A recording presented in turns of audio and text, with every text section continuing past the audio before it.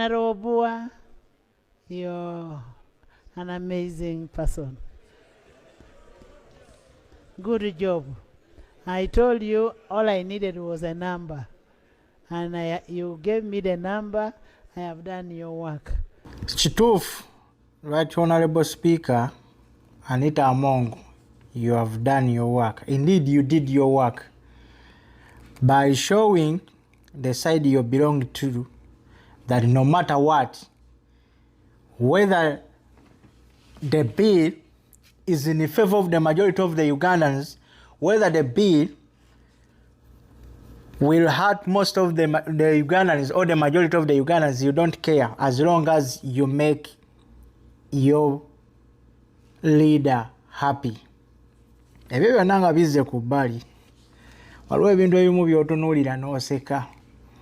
Naye muli essaawa zino mu paalamenti mulaba obuyinza muyina ennamba, so going ahead and tell Anthony Obua, nampala w'oludda lwa gavumenti, okuŋŋaanya ababaka n'ababadde batakiika mu paalamenti okufuba okulaba nga mujja mulonda. Kati nno kino tekyewuunyisa ku bigambo ebimu Mwami Museveni bye yagamba mbu omubaka omu wa NRM abeera mu lukiiko lwa paalamenti nga atudde yeebase asinga opposition omulamba.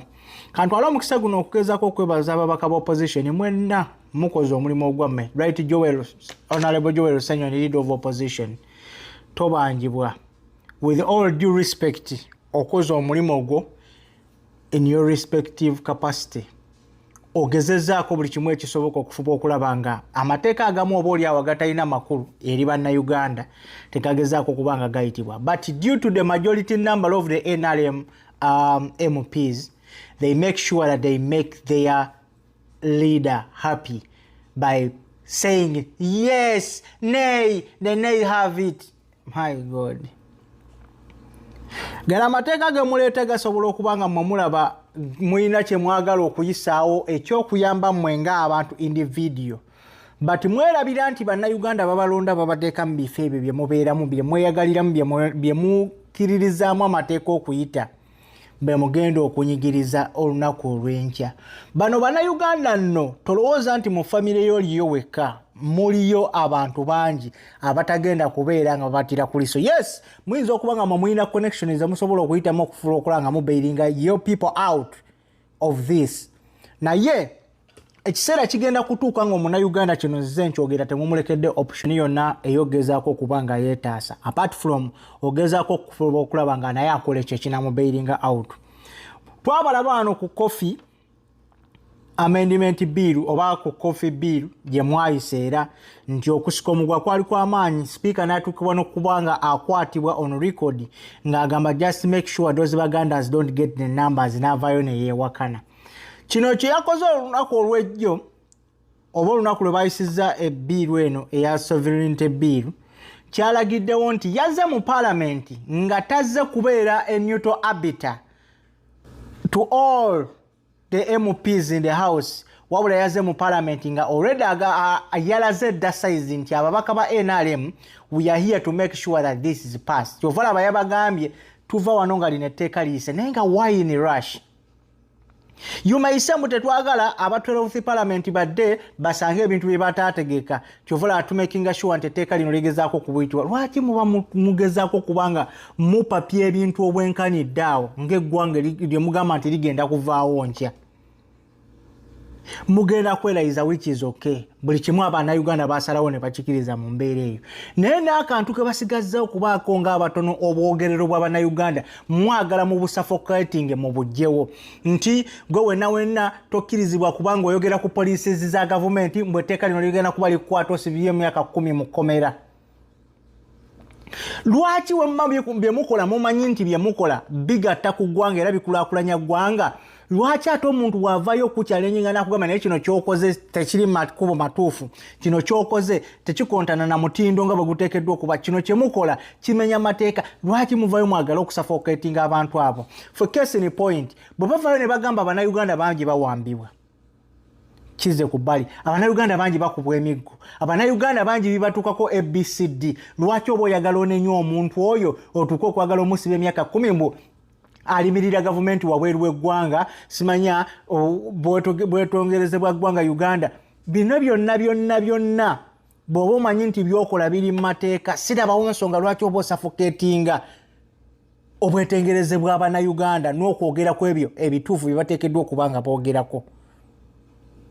Kubanga bw'oba towamba abantu vaayo okiralifayinge nti gwe wena agambye nti wawambibwa omuntu bw'omukola olukalala bati tuzze nga tukiraba abantu bangi bazze bakolola enkalala bajjo wero ssennyonyi okuva ku mafayasi mpuuga batebolinza amannya g'abantu abazze babula bangi kwabo tebalabika nga balala bangi bakyavundira mu makomera bw'ovaayo n'oyogerako nti kati watagwo gufuuke musango osibwe ye abaffe polisi zemugamba zemwagala okuprotecting obwetongerezebwa ggwanga Uganda obutalinyirirwa wabweru wa ggwanga simanyi n'okugezaako okwesalirawo az'Abannayuganda bo nga bo muzireseewa kubanga lino etteeka lyakirambise street nti mmwe kyemufaako bwe bwetengerezebwa gavumenti y'eggwanga Uganda wabula so oba omunnayuganda ng'omunnayuganda oba omunnayuganda bimunyigiriza yamanyi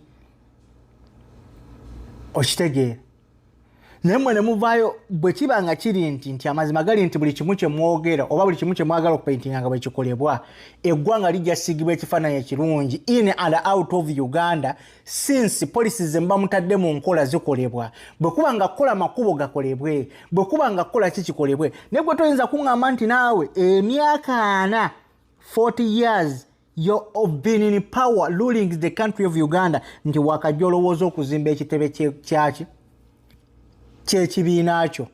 That means nti enkulaakulana weba yakulema okutandikirira ewaka ewawo. What about the rest of the country? Kino kirowoozo kyange. Bw'obanga tosobola kuyonja waka wuwo gy'osibuka lwaki osuubira nti ku mulimu gy'okolera ogenda kuba muyonjo ng'ewaka ewawo wafaanana nga kidoli kyambwa engoye zoyambala zijja zeevunzevunze and you expect to be clean at work. And you expect people to respect you at work. And you expect people not to tell you to go into your dirty, you need to change yourself. That is the country we are talking about. Enguudo tezikolebwa.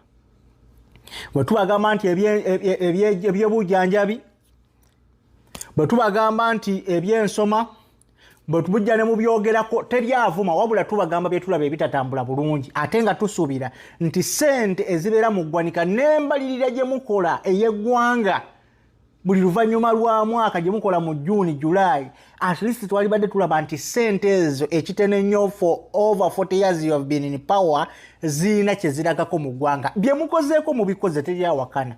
But as a Ugandan, I'm still demanding to see more development in my country.